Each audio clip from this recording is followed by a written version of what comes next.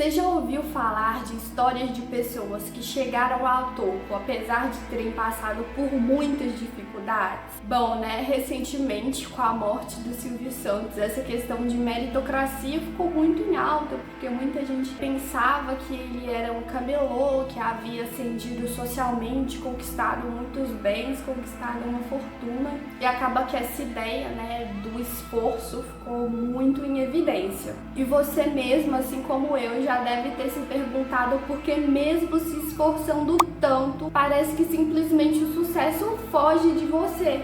A ideia de que quem se esforça vence é muito comum, na sociedade que a gente vive hoje, mas a verdade é que ela não reflete em nada a realidade.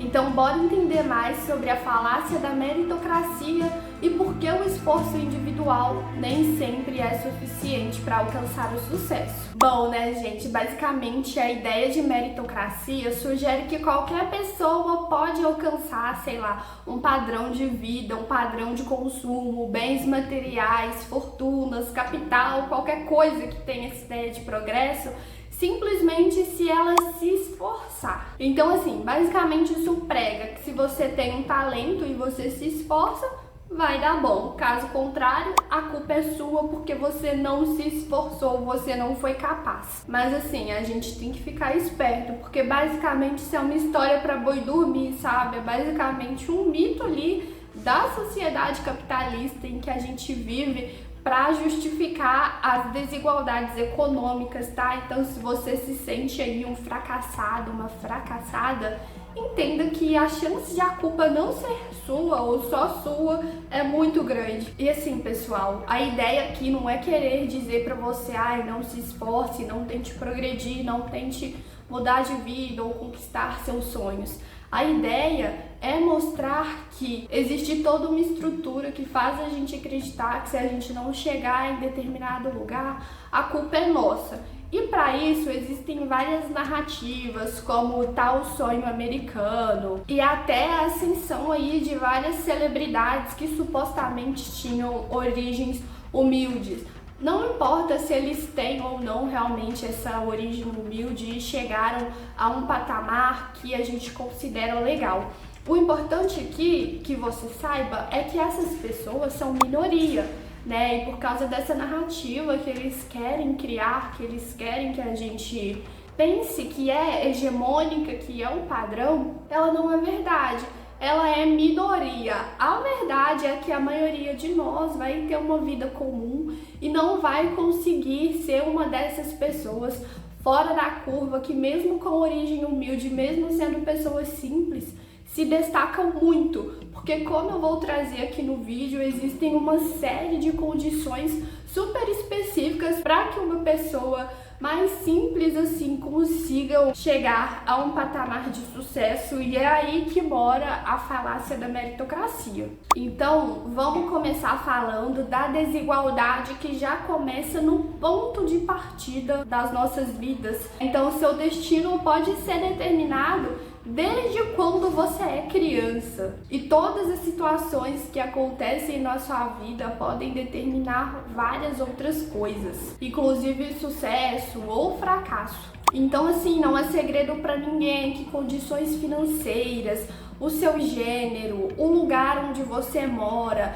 a cor da sua pele, o tipo de educação ao qual você teve acesso, tudo isso influencia muito a nossa vida, E se a gente teve um cenário mais ou menos favorável, considerando esses fatores que eu citei, a chance de fracasso ou sucesso já pode estar muito bem definida ali, ou pelo menos a probabilidade de que você vai ter que se esforçar muito mais para chegar a um patamar que outra pessoa consegue alcançar com muito mais facilidade. É como se a vida fosse mesmo uma corrida e cada pessoa tem um ponto de largada diferente. Então essas seriam como barreiras invisíveis, Elas existem, mas elas não são tão evidentes, que estão ali justamente para limitar esses grupos mais marginalizados, que provavelmente você se inclui também, assim como eu, pelo menos em algum deles, né? E pro outro lado, né, pra pessoa que tem maior privilégio, assim como tem pra gente esses pontos negativos, pra elas também tem algumas situações. E essas vantagens ocultas que essas pessoas têm são, por exemplo, uma rede de contato,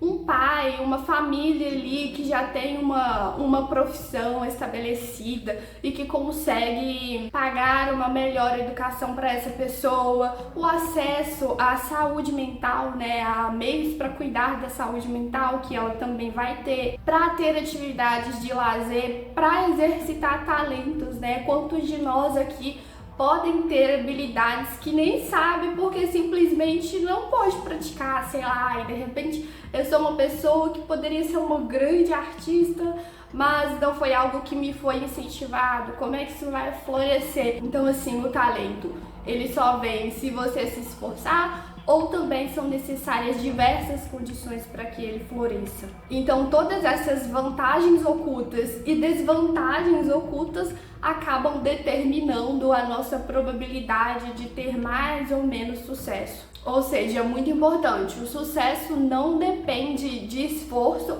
ou de talento, mas também de acesso a um capital tanto financeiro como cultural. E também entram outros pontos, né, como as redes de contato, a influência familiar, uma educação de elite e várias expectativas sociais. E é muito importante, pessoal, frisar isso, que você entenda isso, ou que você que já tem acesso a esse tipo de conhecimento, passe de repente para alguém aí da sua família que não sabe, porque esse discurso da meritocracia acaba impactando diretamente, muitas vezes, a nossa saúde mental. Quem nunca aí se sentiu fracassado, desmotivado, que não conseguia andar financeiramente ou socialmente? E assim, esse sentimento de fracasso muitas vezes vem carregado de uma culpa, porque a pessoa pensa que ela é a responsável por aquele cenário, quando não, há toda uma estrutura montada para alimentar esse sistema.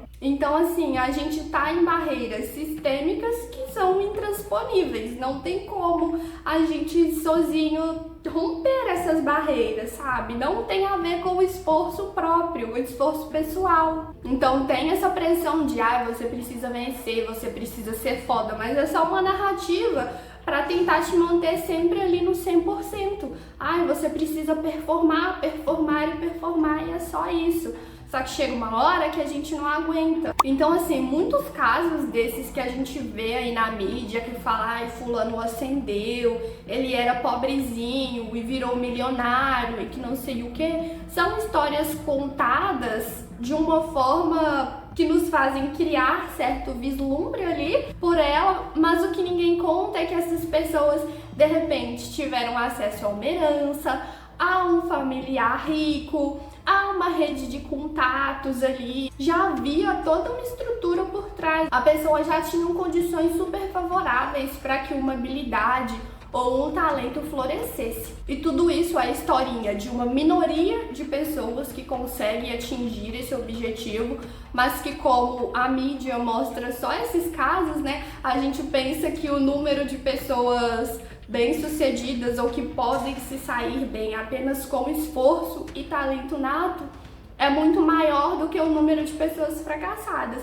Mas não, né? A maioria de nós vai ter uma vida mediana, se não miserável. O Steve Jobs da Apple, por exemplo, muita gente pensa que ele construiu a marca dele só com trabalho duro e uma visão de trabalho, uma visão empreendedora muito forte. Mas a verdade é que o Jobs teve acesso a vários recursos desde o início, inclusive uma rede de contatos, de apoio ali, de mentores que investiram tempo nas ideias dele e dinheiro para que ele pudesse conseguir construir esse império, ou seja, ele não esteve sozinho. Muita gente precisou acreditar no potencial dele e comprar a ideia dele, ou seja, ele tinha uma rede de contato. Jeff Bezos também, né, da Amazon, o pessoal conta aí que ele começou como uma livraria super pequenininha e que logo construiu o império. Mas ele é outro que não só teve uma rede de contato para investir na ideia inicial dele, como também já tinha uma família muito bem estabelecida. Uma família que inclusive ofereceu capital ali para que ele pudesse investir nessa ideia. Esses são alguns exemplos, né? Mas a gente também pode citar aí o Elon Musk, J.K. Rowling, o próprio Silvio Santos aqui no Brasil. São casos minoritários, mas que estão super em evidência e que a mídia coloca para que a gente se inspire e para que achemos que esse é o padrão, quando na verdade não é. Então, assim, a narrativa da meritocracia não é nada mais, nada menos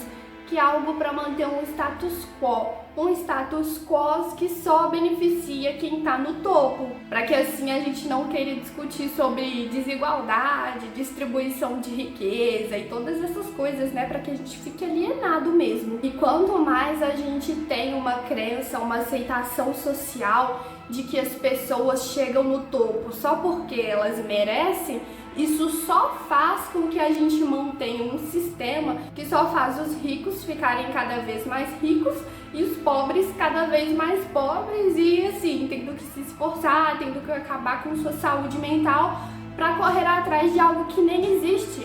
Não existe. E se você se ferra, a culpa é sua. Eles vão dizer que a culpa é sua. E se você for um bobo, você vai acreditar. Por quê, né? Porque eles responsabilizam você. Tipo, você não se esforçou, tá? Então essa narrativa aí só vai manter quem tá no topo e a gente que se lasque. Mas aí esses pontos que eu trouxe aqui no vídeo, eles não falam. Pra eles isso não existe. Tem muita gente que não sabe, tá? Tem muita gente que nunca parou pra pensar. Ou seja, né, isso só acaba apagando a verdadeira realidade de onde vem toda essa desigualdade, né? E por isso que na maioria das vezes só esforço não vai ser suficiente para a maioria de nós.